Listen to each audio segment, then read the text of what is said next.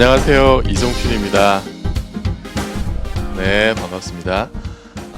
지난 시간에는 우리가 특수상대성 이론에 대해서 알아봤었죠.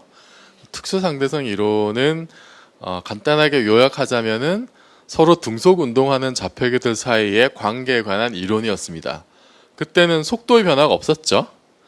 자, 그런데 만약에 이 속도가 바뀌면 어떻게 되느냐, 그런 궁금증이 생기죠. 그래서 만약 쿠퍼가 그 지구에 남아있는 머피가 있고 우주선을 타고 아빠 쿠퍼는 우주여행을 하는데, 아빠 쿠퍼의 우주선의 속도가 만약에 바뀌면 어떻게 될 거냐, 그 상황이 바로 일반상대성 이론입니다. 그래서 오늘은 일반상대성 이론의 기본적인 원리와 그 결과, 그리고 이게 어떻게 검증이 됐고 지금 우리가 어떻게 이걸 활용하고 있는지 그 말씀을 드리도록 하겠습니다. 자, 우선 일반상대성 이론을 이해하려면 등가 원리라는 걸 알아야 되는데요. 영어로는 equivalence principle이라고 불러요. 이게 뭐냐면은 우선 등속 운동과 가속 운동의 차이에 대해서 말씀을 드리겠습니다. 자, 등속 운동은 말 그대로 속도의 변화가 없는 그런 운동이죠. 그리고 관성 좌표계들 사이는 이제 등속 운동을 하는 거예요. 근데 가속 운동은 말 그대로 속도의 변화가 있는 겁니다. 그죠? 근데 이 둘의 가장 결정적인 차이가 뭐냐면은 가속 운동을 하면 없던 힘이 생긴다는 거예요. 이건 우리가 일상적으로 겪는 거죠. 그죠? 버스가 갑자기 급정거를 했다. 그러면은 멀쩡하던 내가 앞으로 이렇게 몸이 쏠립니다. 그러니까 없던 힘이 작용을 하죠. 그죠? 그리고 지난 시간에도 말씀드렸다시피 원 운동을 하는 것도 속도의 방향이 바뀌기 때문에 가속 운동입니다. 그래서 버스가 코너를 돌아갈 때 우리 몸이 바깥쪽으로 쏠려요. 없던 힘이 작용하는 겁니다. 그죠? 자, 버스에 타고 있지 않은 그냥 정류장에 서 있는 사람이 봤을 때는 버스 안의 상황이 어이가 없는 거예요. 나는 그냥 가만히 멀쩡하게 서 있는데 버스의 속도가 바뀐 것 때문에 갑자기 사람이 앞으로 자빠지고 바깥쪽으로 몸이 쏠리고 이런 일들이 벌어지죠. 버스 밖의 정류장에 있는 사람한테는 전혀 그런 힘이 작용하지 않습니다. 단지 버스를 탔기 때문에, 속도가 변화하는 좌표계에 올라탔기 때문에 생기는 힘이 있는 거예요. 그게 가속 운동과 등속 운동의 결정적인 차이입니다. 그래서 속도가 변하면 없던 힘이 생기니까, 힘이 있다는 거는 이게 물리 법칙이 달라진다는 거죠. 없던 힘이 생긴다는 거는. 그래서 관성의 법칙이 적용이 안 되죠. 버스 안에 나는 가만히 있고 싶은데 그냥 서 있으면, 가만히 서 있는 나는 버스가 등속 운동을 하면 어떻게 돼요? 그냥 영원히 가만히 서 있게 되죠. 그런데 속도가 바뀌면은 내가 가만히 서 있질 못해요. 급정거하면 앞으로 쓰러지고, 급출발하면 뒤로 쓰러지고, 코너를 돌아오면 바깥쪽으로 쓰러집니다.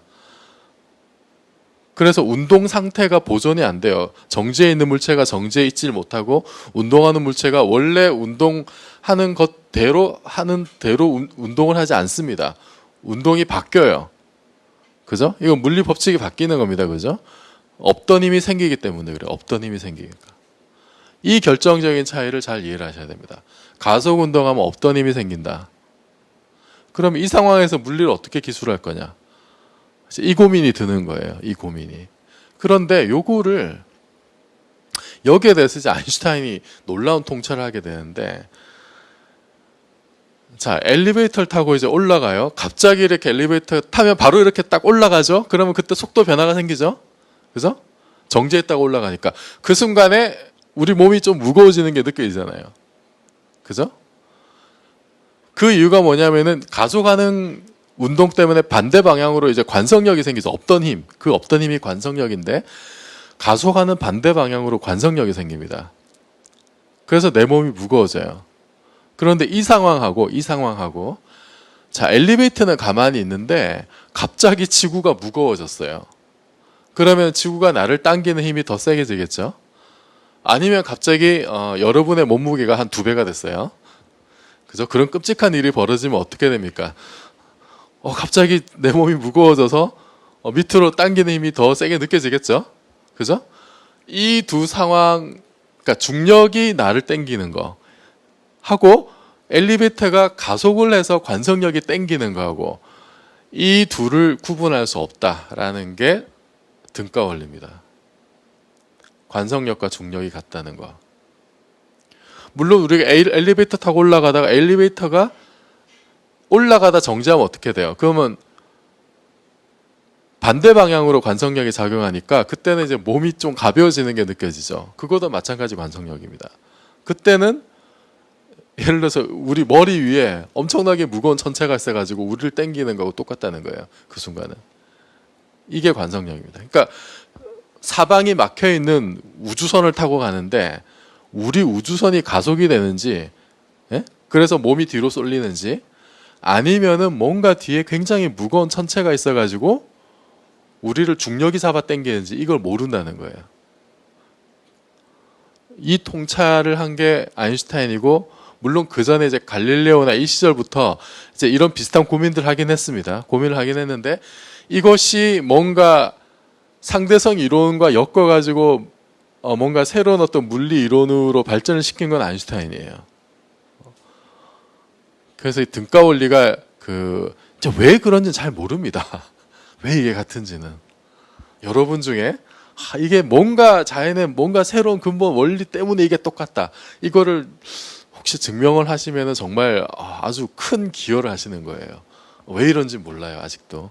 그냥 그렇다는 걸 실험적으로 계속 검증하고 있습니다. 이게 지금도 뭐 아주 높은 정밀도로 우주까지 나가서 실험할 계획도 세우고 막 그러고 있어요. 근데 이 등가 원리가 이제 우리 영화 속에서도 자주 등장하는데, 예를 들면 영화 인셉션이라는 영화가 있어요. 이제 꿈으로 들어가 가지고 사람 꿈을 바꾸고 이런 이야기 있죠. 이 영화에서 꿈이 이제 3단계로 나와 있는데 기억나시나요?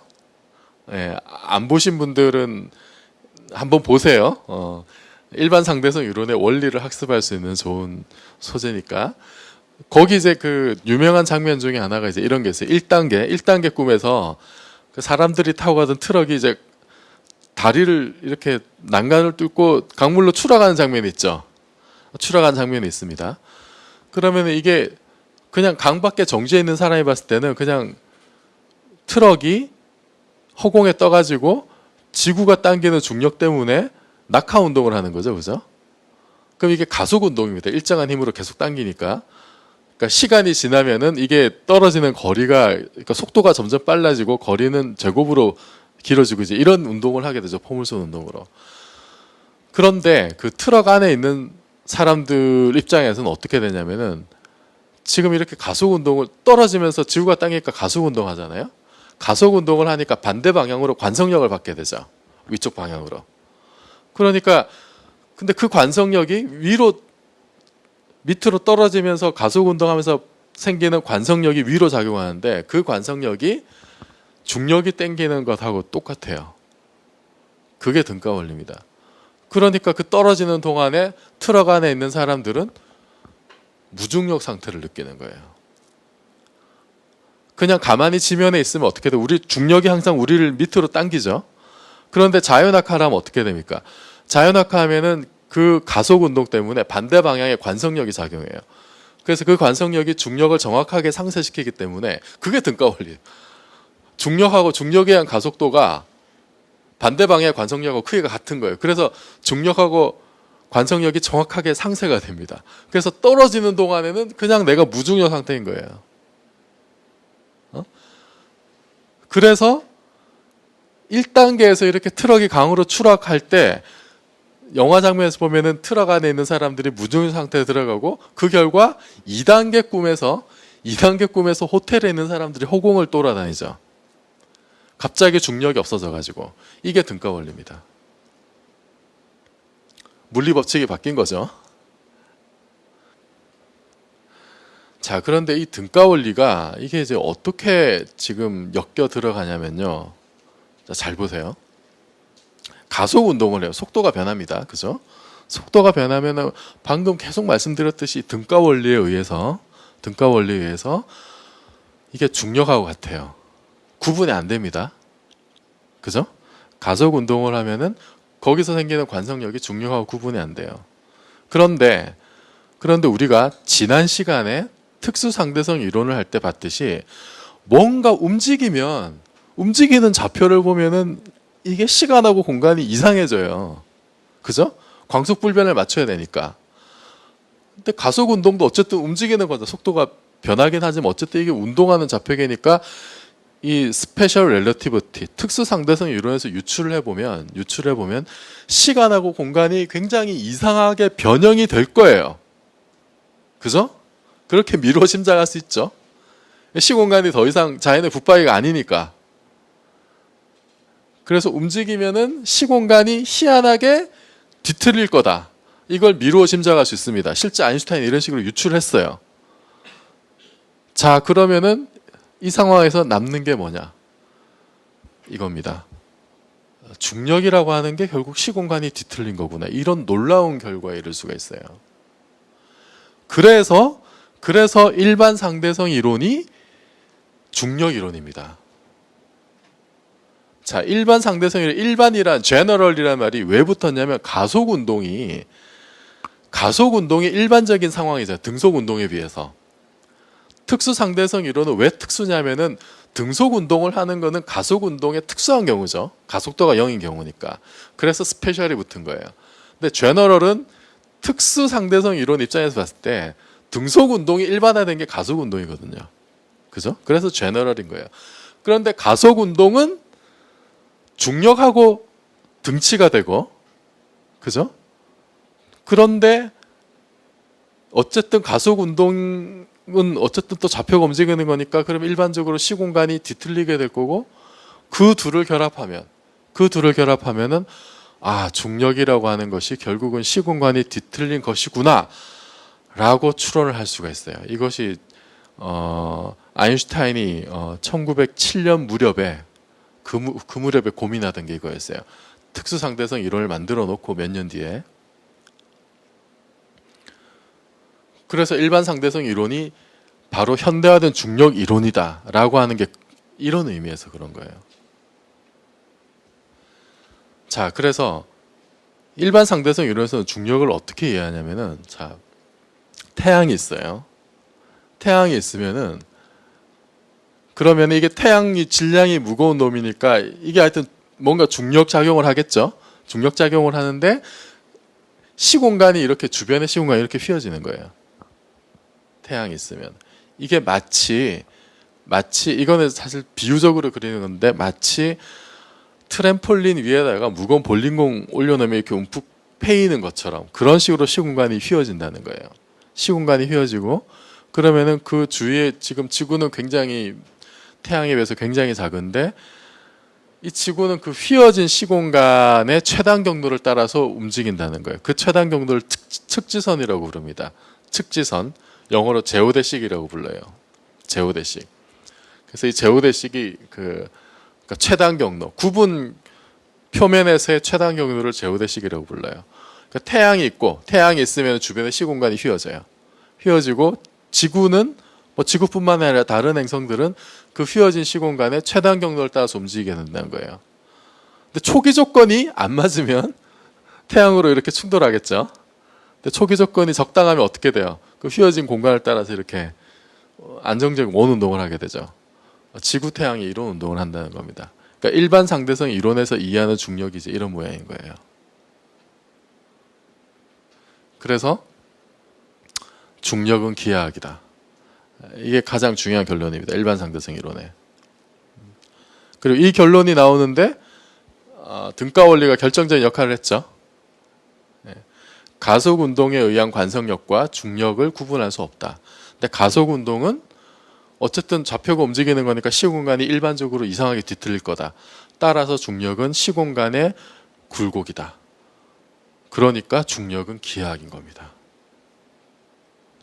이게 일반 상대성 이론이에요.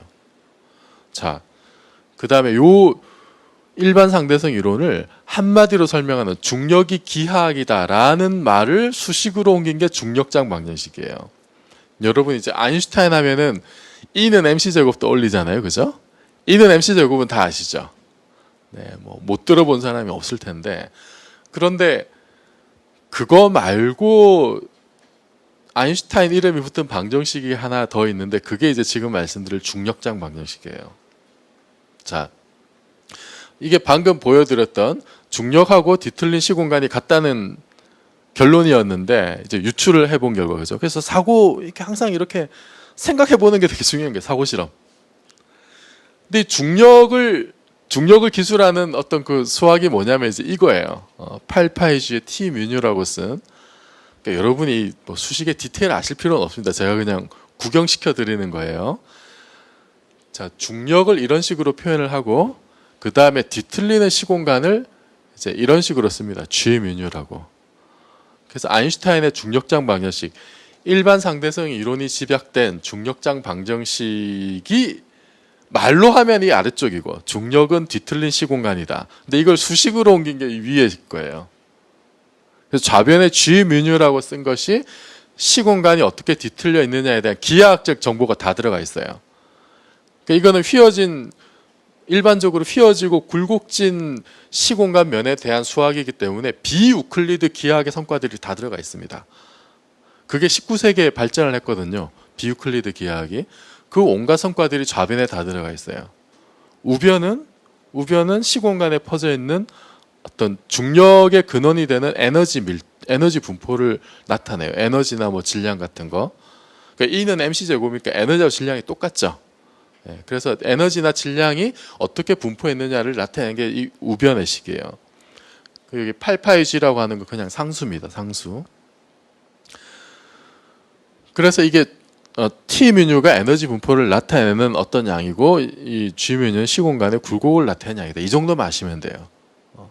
방정식의 디테일은 굉장히 어렵습니다. 물리학과 대학원 정도 가셔야 이걸 제대로 이해하고 푸실 수가 있어요. 여러분은 이게 지금 등가 원리에서 나온 중력이 뒤틀린 시공간이라는 것이 수학으로 이렇게 표현되는구나 라는 정도만 아시면 돼요. 근데 이 중력장 방정식이 완성이 된 게 언제냐면은 이게 1915년 11월 25일자 논문이었어요. 그래서 올해가 일반 상대성 이론이 나온 지 꼭 100주년이 되는 해고, 여러분 이제 11월 달이 되면 다시 한번 상기해 주시기 바랍니다. 11월 25일자 논문에 이 완성된 형태 중력장 방정식이 나왔다는 거. 그래서 이 상황을 그 미국의 유명한 물리학자인 그 존 휠러라는 분이 이제 이런 식으로 얘기를 했어요. 또 물질이 있으면은 시공간이 how to curve, 어떻게 휘어져라 이렇게 얘기를 하고, 이게 이제 뭐냐면은 중력장 방정식을 설명한 거죠. 매터가 있으면 주변의 시공간이 어떻게 휘어져라. 그게 중력장 방정식입니다. 그리고 그러면 그렇게 휘어진 스페이스 타임은 그 주변에 있는 물질들한테 어떻게 움직이라고 얘기를 한다. 어떻게 움직인다 그랬어요? 최단 경로를 따라서. 구분 공면의 구분 시공간의 최단 경로를 따라서 주변의 물체가 움직인다. 이게 이제 측지선 방정식을 얘기를 하는 거죠. 일반 상대성 이론 한마디로 얘기하면 이겁니다. 앞에 보여드렸던 중력장 방정식과 측지선 방정식을 한 문장으로 우아하게 설명한 게 이거예요. 멋있죠? 그래서 이 중력장 방정식이, 이게 아인슈타인이 이제 이거 만들 때 고민했던 게 어떤 게 있냐면은, 자, 중력장 방정식 이전에 아인슈타인 이전에 중력을 설명하는 이론이 뭐예요? 뉴턴의 만류인력의 법칙이죠. 그죠? 만류인력의 법칙이 나온 게 1687년입니다. 그걸로 뉴턴이 이제 스타가 된 거고, 그걸로 자연의 비밀을 다 밝혀낸 거고, 그때부터 과학이라는 말이 나오기 시작을 한 거죠. 그죠? 근대과학이 본격적으로 그때 시작이 된 거예요. 그로부터 아인슈타인이 나오기까지 200년 넘는 시간 동안 만류인력의 법칙으로 오만 거 다 했어요. 천체 움직임 다 계산했어요. 그죠? 20세기 초까지. 그러고 그걸로 다 설명했습니다. 우주에 대해서 우리가 태양계 운동 다 알아요. 굉장히 성공적입니다. 지금도 뉴턴의 만류인력을 써요. 그 결과를. 그러니까 아인슈타인 입장에서는 그렇게 만류인력이 성공적인 중력 이론인데, 그렇다면 자기가 만든 새로운 중력 이론, 새로운 중력 이론이 만류인력의 법칙과 만나는 지점이 있어야 되죠. 그죠? 자기 이론의 어떤 특정한 상황, 고전역학에 적용되는 특정한 상황이 벌어졌을 때는 자기의 중력 이론이 만률리의 법칙이 돼야 될 겁니다. 그래서 중력장이 굉장히 약하고 시간에 따라 거의 변하지 않을 때, 이때는 상대론적 효과가 굉장히 작아요. 중력이 약하고 시간에 따라 변하지 않을 때, 이게 이제 고전역학적인 상황입니다. 이때는 이걸 이제 클래시컬 리미트라고 불려요. 클래시컬 리미트. 고전역학적인 상황으로 돌아가는 거예요. 이거는 상대성 이론적인 요소들이 들어간 그런 방정식인데, 왜냐하면은 좌표가 바뀔 때 가속 운동에 의해서 시공간이 휘어지는 정보를 담고 있죠. 그래서 이거는 일반적으로 상대론적 효과가 포함된 중력 이론인데, 이게 그 상대론적 효과가 굉장히 작은, 그래서 고전역학적인 어떤 극한으로 갔을 때, 그런 제한된 조건으로 갔을 때는 이 새로운 중력 이론이 옛날의 만률리의 법칙, 뉴턴의 만률리의 법칙하고 똑같아져야 될 거예요. 그죠? 그래야 자기 이론이 뭔가 그럴듯하죠. 만률리의 법칙은 수백 년 동안 잘 맞아왔으니까. 그러니까 만률리의 법칙이 뭐예요? 질량이 있는 두 물체가 있으면 그 두 물체 사이에서는 질량의 곱에 비례하고 거리의 제곱에 반비례하는 보편적인 인력이 작용한다. 그거죠. 그걸 식으로 쓴 게 이겁니다. 뭐 중고등학생분들은 아마 본 적이 있을 것 같은데, 그죠? 네, 이 식을. 이 위에 있는 아인슈타인 방정식은 본 적이 없겠죠. 아마 구경하기 힘든 식입니다. 이 두 식이 고전적인 극한에선 같다는 거예요. 아인슈타인이 중력장 방정식을 만들 때 이 점을 굉장히 중요하게 생각했습니다. 자신의 새로운 중력 이론이 특정한 상황에서는 만률리의 법칙을 재현해야 된다. 그래서 여기 지금 이 상수 G라고 붙은 이 보편 상수가 똑같이 들어가는 거예요. 아인슈타인의 중력장 방정식에도 여기 G가 이 G랑 똑같은데 이게 들어가는 이유가 고전적인 극한에서 만률력의 법칙을 재현하기 위해서 그런 겁니다. 그래서 과학이 이렇게 단절적으로 발전을 하는 것 같지만은 그 속에는 이렇게 연속적인 면도 있는 거예요.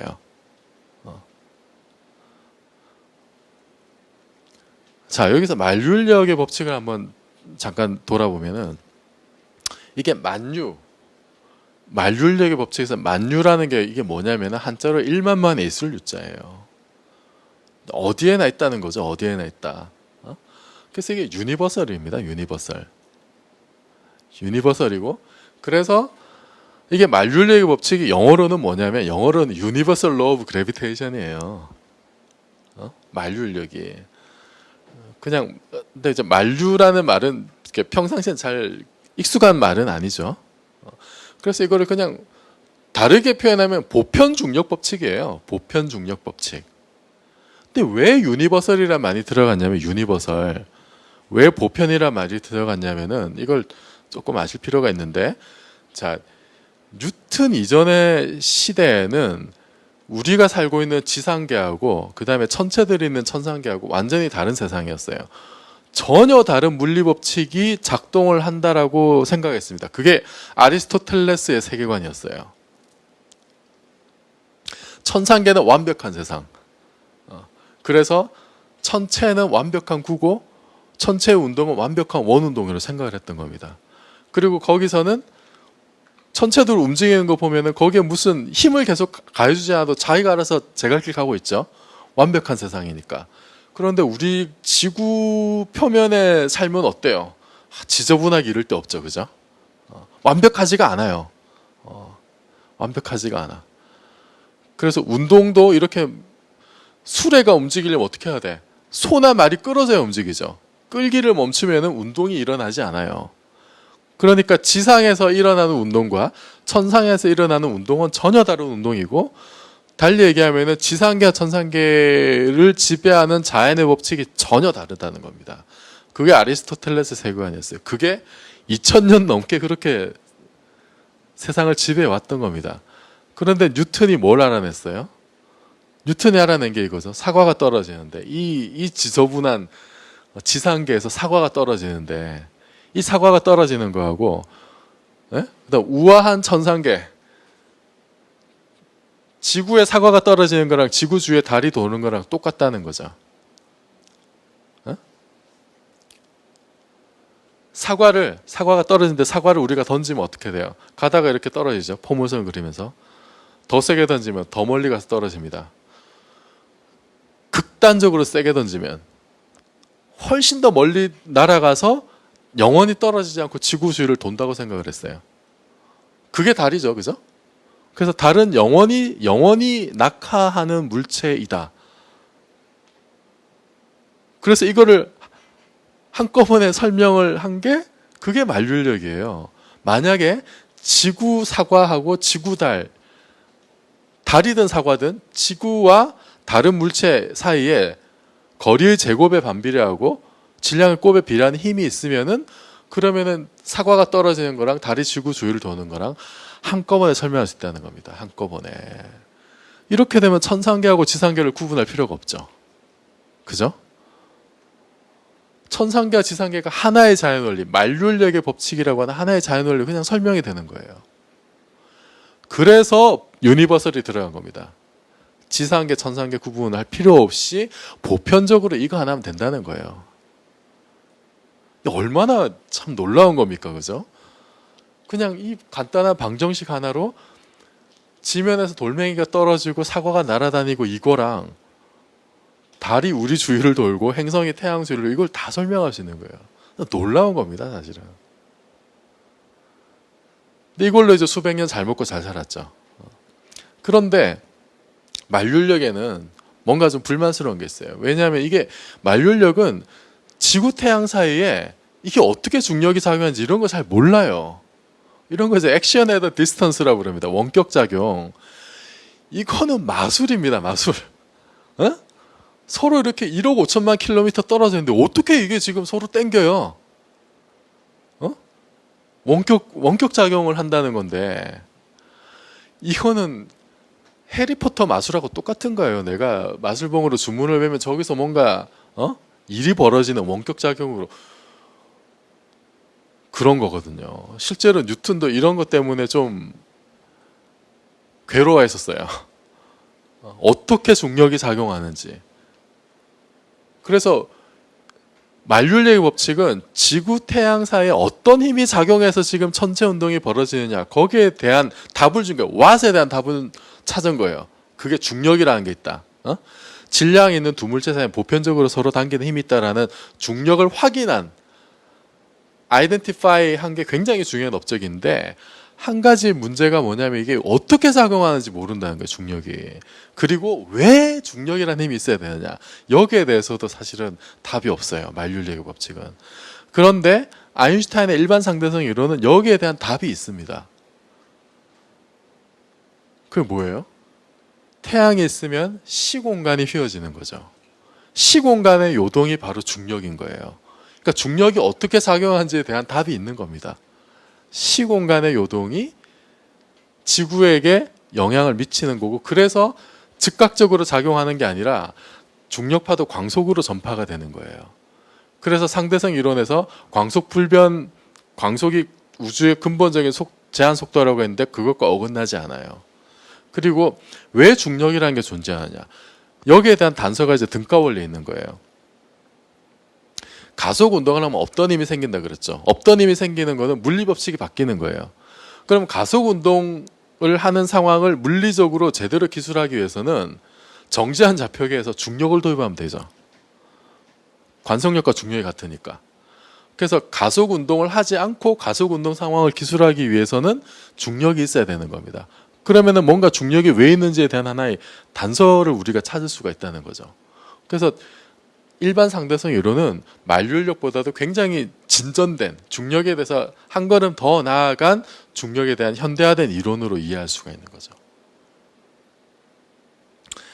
자, 그래서 이게 1915년에 이 만륜력의 법칙, 일반 상대성 이론이 중력장 방정식으로 나온 이후로 뭐 수많은 검증이 이루어졌는데 그 첫 번째 해당하는 게 뭐냐면 이제 수성의 그 공전 궤도와 관련된 얘기예요. 자, 이게 뭐냐면은 수성이 이렇게 태양 주위를 돕니다. 근데 타원 궤도로 돌아요. 타원 타원이니까 이게 태양에 가까울 때 멀 때가 있어요. 이제 가장 가까울 때를 근일점이라 그러는데, 만약에 만률계의 법칙이 제대로 작동하면, 그러니까 거리 제곱에 반비례하는 그런 만률계의 법칙이 작용하면 이 공정 궤도가 공간에 그냥 그대로 고정돼 있어요. 절대로 변하지 않아요. 근데 실제로 관측해 보니까 실제는 이렇게 공정 궤도가 돌아갑니다. 수성의 공정 궤도가. 그래서 근일점이 이렇게 돌아가요. 근일점이. 과학자들이 근일점이 돌아가는 정도를 관측을 했어요. 이건 꽤 잘 알려진 사실이었습니다. 아인슈타인 시절에도. 그 정도가 얼마냐면은 100년에 5,600초 정도. 초는 아크 세트, 그러니까 아크 세컨드라고 해서 1도 각도의 3,600분의 1이 1초에 해당하는 거죠. 그래서 수성의 그 공정 궤도가 돌아가는 게 100년에 5,600초인데, 이 중에서 뭐 거의 대부분 5,025초는 이제 지구의 세차 운동, 지구가 축이 이렇게 해서 팽이처럼 이렇게 돌잖아요. 축이 고정돼 있지 않고 세차 운동하는 것 때문에, 그러니까 관측자 위치가 바뀌기 때문에 움직이는 게 대략 뭐 5,000초 이상 되고, 그 다음에 목성 같은 어떤 큰 행성들이 또 태양계 있으니까 그런 나머지 행성들이 이 궤도에 미친 영향이 있어요. 그거를 계산해 본 게 이제 532초예요. 더해 보면 43초가 나와요. 100년에 43초 정도 돌아가는 거는 만률계의 법칙으로 설명이 안 됩니다. 그래서 이게 문제였어요. 자, 그런데 그렇다고 해서 사람들이 만률계의 법칙을 폐기하지 않았습니다. 오히려 어떤 일까지 했냐면, 태양과 수성 사이에 벌컨이라고 하는 새로운 행성이 있을 거다. 그래서 새로운 행성을 찾으려고 무지하게 노력을 했어요. 다 실패했지만. 근데 굉장히 그건 자연스러운 어떤 그 작업이었어요. 그런데 아인슈타인은 자기가 새로운 중력장 방정식을 만들고, 이게 새로운 중력 이론이니까 이걸 가지고 얘를 설명할 수 있지 않을까. 그래서 실제 이제 계산을 합니다. 최종 결과를 자기 중력장 방정식이 거의 완성되었을 때, 완전히 완성되기 일주일 전에 거의 완성된 방정식을 가지고 이걸 해결을 해요. 해결을 하는데 그 결과를 써보면 이렇습니다. 돌아가는 각도가 뭐 이렇게 지금 물리상수로 다 결정이 돼요. 다 결정이 돼. 여기 들어가는 관련된 상수들, 뭐 예를 들면 뉴턴 상수 G, 그 다음에 여기 라지하면 태양의 질량, 그 다음에 여기 A라고 하는 게 수성 궤도의 이제 장반경이고, 뭐 E라고 하는 게 수성 궤도의 이제 타원 궤도의 이심률, 그 다음에 수성의 이제 공전 주기, 뭐 우리 지구 공전 주기 한 4분의 1 정도 되는데, 이거 다 넣으면은 이 정도 돼요. 한 바퀴 돌 때 라디안 각도로 이 정도 어긋나게 되는데, 이거를 이제 100년으로 바꾸면 정확하게 43초가 나옵니다. 아인슈타인이 어땠겠어요? 이 결과를 가지고 미칠 듯이 기뻤다고 합니다. 천문학의 해묵은 문제를 해결했으니까, 자기 새로운 중력 이론이. 며칠 동안 흥분으로 정신을 차릴 수가 없을 정도로 얼마나 기뻤겠어요. 이거는 이제 새로운 중력 이론으로 그때까지 해결하지 못한 천문학의 문제를 해결한 거예요. 그러니까 사후적으로 해결한 거죠. 근데 본격적으로 사실은 그 일반 상대성 이론을 검증한 건 이건데, 자, 태양이 이렇게 있습니다. 그러면 일반 상대성 이론에 의하면 주변의 시공간이 휘어요, 그죠? 그러면 멀리서 이렇게, 여기 지구인데 멀리서 별빛 올 때 이렇게 휘어져 올 겁니다. 그러면 지구에서 봤을 때는 별이 여기 있는 것처럼 보이죠? 그러면 이 휘어진 각도를 잴 수 있지 않을까? 요걸 계산을 했어요, 처음에. 계산해 보니까 아인슈타인의 예측이 1.75초입니다. 1.75초. 옛날에는, 그 이전에는 뭐 자기가 중력 방정식 만들던 와중에 이제 뭐 좀 틀린 길로 가서 뭐 이게 다른 값이 나오게 되는데, 최종적으로 완성된 중력 이론으로 계산한 값이 1.75초였어요. 그런데 뉴턴 역학에서도 사실은 이 태양이 주는 중력장 때문에 빛이 휘는 거를 설명할 수가 있어요. 그런데 그 정도가 어느 정도냐면은, 그 정도가 뉴턴 역학에서 예측하는 정도는 딱 절반입니다. 0.875초. 2배 차이가 나요. 2배 차이가 나면 이거는 검증을 할 수가 있는 거죠. 그죠? 그런데 한 가지 문제가 뭐냐면은, 이게 1.75초가 뭐 그렇게 큰 각도 아닙니다만은, 그런데 태양이 워낙 밝잖아요. 태양 주변 별이, 이걸 재려면 별이 태양을 스치듯이 지나오는 걸 측정해야 되는데, 뻘건 대낮에 어떻게 별빛을 봐? 그래서 아인슈타인이 아이디어를 낸 게 달이 태양을 가려주면 된다 이겁니다. 일식되죠, 일식. 그죠? 달이 태양을 가려주면은 그러면 그때 일식 사진을 찍어요. 그러면 태양 주변에 별들이 보이겠죠. 별들이 보이는데 그걸 찍고 그러면 원래 정확한 위치가 어딘지 알려면 어떻게 해야 돼요? 일식이 일어나기 6개월 전이나 6개월 뒤. 그러니까 그때는 지구가 태양의 반대편에 있겠죠. 그럼 그때 별을 보면 어떻게 돼요? 그때 별은 태양을 거치지 않고 지구로 바로 오잖아요. 그러니까 태양에 의한 효과가 없는 거예요. 그래서 일식이 있기 6개월 전이나 후에 사진을 찍어 놓고 일식 때 지구가 이제 반대편에 와 있을 때 사진을 찍어서 똑같은 별의 위치를 비교하면 됩니다. 그러면 이 각이 얼마나 틀어졌는지 알 수 있겠죠. 이게 1.75초가 되냐 안 되냐. 그래서 1919년에 5월 29일 날 일식이 있었는데 이 일식 탐사를 영국 탐험대가 가서 해요. 하는데 아서 에딩턴이라고 해서 당대 최고의 그 천문학자가 가서 측정한 게 1.61초, 동료팀이 잰 게 1.98초예요. 그래서 이 결과를 1919년 11월 달에 영국의 왕립협회에서 이걸 발표합니다. 이 결과를. 뭐 여기에도 여러 가지 에피소드들이 많은데 그래서 이 결과를 어쨌든 왕립협회가 받아들여요. 그래서 이것이 일반 상대성 이론에 대한 최초의 실험적 검증으로 여겨지고 있습니다. 1919년 우리나라는 만세운동 하던 시절이죠. 그래서 이게 그 왕립협회에서 발표했던 날이 1919년 11월 6일이었어요. 그 이튿날 그 런던 타임즈에 이런 제목의 기사가 뜹니다. 뉴턴의 이론이 무너졌다. 그리고 뭐 좀 있다가 뉴욕 타임스에는 이제 이런 기사가 뜨고. 여러분 이게 지금 영국에서 자기 나라의 위대한 과학자 이론이 위대한 뉴턴의 이론이 무너졌다. 그거를 자기 나라의 천문학자가 이게 1차 대전 1919년 1차 대전 직후잖아요. 적국인 독일의 아인슈타인이라는 과학자 이론이 맞다는 걸 검증을 하고 그것 때문에 자기 나라의 위대한 과학자 이론이 무너졌다고 쓴 거예요. 신문 기사로. 이게 과학입니다. 이때부터 아인슈타인이 세계적인 슈퍼스타가 돼요. 또 하나 그 상대성 이론의 일반 상대성 이론 검증을 하는 게 뭐가 있냐면 이제 중력 때문에 빛의 파장이 달라져요. 빛의 파장. 중력이 강한 데서 나오는 빛의 파장이 길어집니다.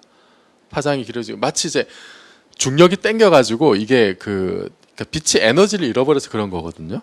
그래서 빛의 파장이 길어지는데 이것도 실제로 그 60년대 하버드 대학에서 측정을 했어요. 건물 밑바닥에서 빛을 쏘아가지고 위에서 건물 꼭대기에서 실제 빛의 파장이 늘어지는 걸 정밀하게 측정을 하게 됐었고 이것과 관련된 게 이제 중력에 강하면 시간이 늦게 가요.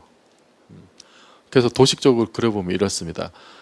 이렇게 빛이 이렇게 파장이 길어져요. 파장이 길어지는 게 붉은색 계열로 치우치는 거죠. 그래서 이걸 중력 적색 편이라 그러고 시간 간격이 이렇게 그 중력이 센 천체 주변에서는 이렇게 되던 것이 중력이 멀어지면 이렇게 짧아져요. 중력이 있으면 시계가 늦게 갑니다. 자, 이거는 특수상대성 이론하고 연관적 생각해 볼 수가 있어요. 우리가 중력이 세다는 건 뭐예요? 가속 운동을 많이 한다는 거죠. 등가 원리 때문에. 그죠? 가속 운동 한다는 건 어쨌든 움직이는 거잖아. 근데 우리가 특수상대성 이론할 때 뭐라 그랬어요? 움직이는 좌표계에는 시간이 늦게 가야 되죠. 시간 간격이 늘어나니까. 그래서 중력이 셀 때는 시계가 늦게 간다고 우리가 유추할 수 있어요. 그죠? 뭐 정확한 계산은 좀 복잡하게 해야 되지만은 중력이 세면 시계가 늦게 가요. 그래서 영화 인터스텔라에서 아빠 쿠퍼가 왜 딸보다 나이를 덜 먹었느냐? 중력이 굉장히 강력한 블랙홀 근처에 갔다 왔잖아. 그죠? 그러니까 아빠는 시계가 덜 간 거예요. 이렇게 시간 간격이 엄청나게 늘어나가지고. 또 하나 우리가 뭐 일상생활에 자주 쓰는 GPS, 여러분 가지고 있는 스마트폰, 차량 내비게이션 다 GPS 들어가 있죠. 근데 GPS는 이렇게 그 지구 상공에서 이 GPS 위성이 수십 개가 돌아다니면서 신호를 주는 거잖아요. 근데 GPS 위성이 얘가 시속 14,000km로 날아다녀요. 굉장히 빠르게 날아다닙니다. 비행기 민항기보다 10배 이상 빨라요. 근데 이렇게 빠르면은 빨리 움직이니까 지면에 대해서 빨리 움직이면 뭐라 그랬어요? 특수상대성 이론 때문에 시간 간격이 늘어나죠. 그래서 그것 때문에 GPS 시계가 늦게 가요. 그 늦게 가는 정도가 어느 정도냐면은 뭐 이 정도 되는데 이거를 이제 그 알기 쉽게 환산하면 하루에 100만 분의 7초 정도. 그러니까 7.2 마이크로 세컨드. 하루에 시계가 느려지는 정도가 100만 분의 7초 정도 돼요. 그런데 이 GPS 위성이 이게 고도가 2만 킬로미터 정도 됩니다. 그러면 지구에서 굉장히 멀리 떨어져 있으니까 중력이 약하죠. 중력이 약하면 어떻게 돼요? 방금 말씀드렸듯이 시계가 빨리 가요. 시계가 빨리 가는데 이 정도가 얼마냐면 계산해 보면은 하루에 45.5 마이크로초 정도, 100만 분의 45초 정도 빨리 갑니다. 이거는 그러니까 서로 반대죠. 반대인데 중력의 효과가 더 큽니다. 그래서 만약에 GPS 위성 시스템에 이런 상대론적 보정이 안 돼 있으면 어떻게 되겠어요? 우리 지상에서 난리가 나겠죠. 그죠? 그래서 우리가 GPS 위성을 이용해서 지상에서 뭔가 일상생활에서 정확한 위치를 얻으려고 하면은 상대성 이론을 잘 알아야 됩니다.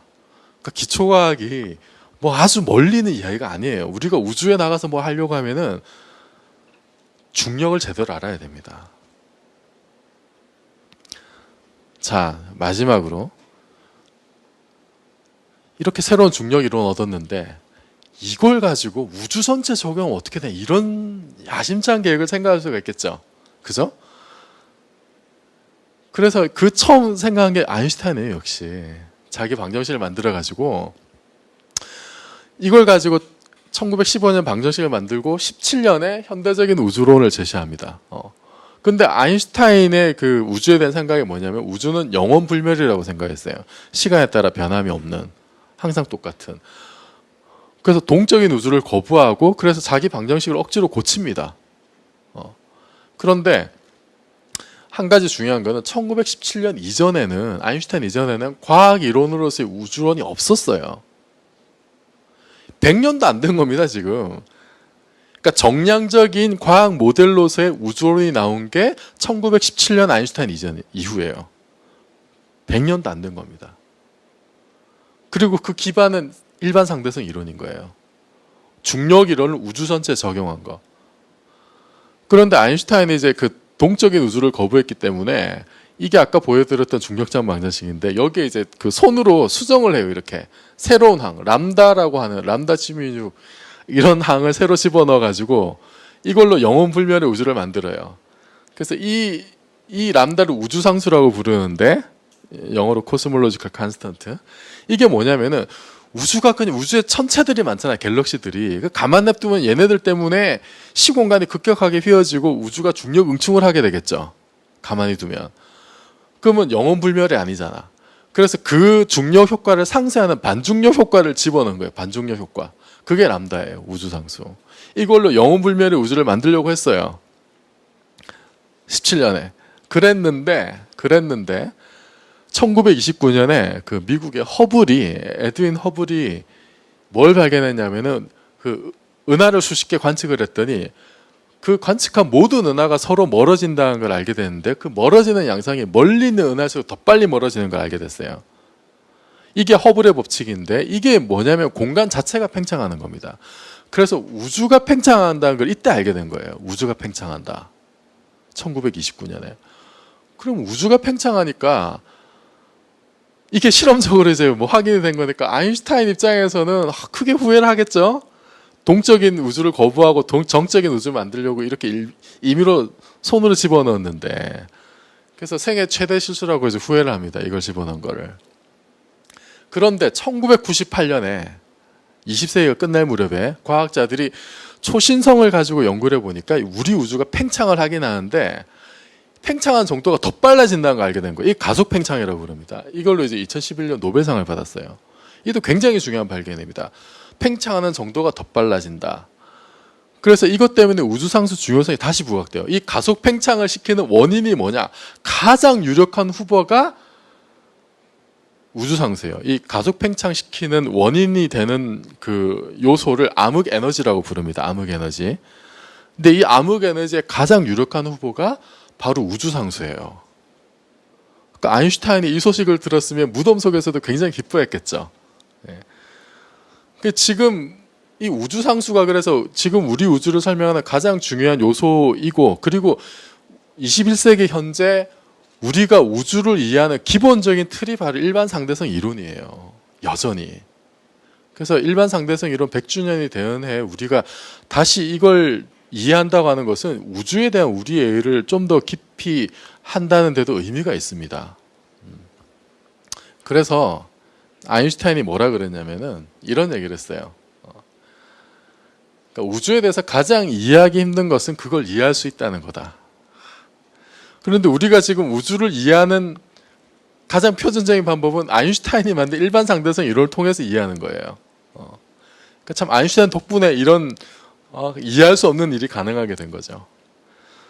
또 스티븐 호킹은 뭐라 그랬냐면요, 이런 얘기를 했어요. 우리는 그냥 뭐 아주 보잘것없는 행성, 평범한 별에 사는 그런 그냥 약간 좀 고등한 원숭이일 뿐인데, 하지만 우리가 우주를 이해할 수 있기 때문에 그래서 우리는 굉장히 특별한 존재다. 이런 이야기를 했습니다. 스티븐 호킹이. 불과 100년도 안 되는 시간 동안에 정량적인 우주를 만들어서 우주가 어떻게 진화해 왔고, 그리고 우주를 구성하는 물질이 어떻고, 이런 거를 지금 우리가 앉아서 알 수 있다는 거 굉장히 놀라운 사실, 현대과학의 성과입니다. 그래서 여러분들도 일반 상대성 이론 100주년이 되는 올해 상대성 이론이 어떻게 작동을 하고 그것이 어떻게 자연의 원리를 설명을 하고 우리가 우주를 어떻게 이해하는지, 그래서 제가 지난 시간 말씀드렸던 것처럼 아인슈타인이 정말로 알고 싶었던 신의 생각이 어떤 건지 여러분도 한번 좀 짐작을 해보시기를 부탁을 드리면서 오늘 강의를 마치겠습니다. 고맙습니다.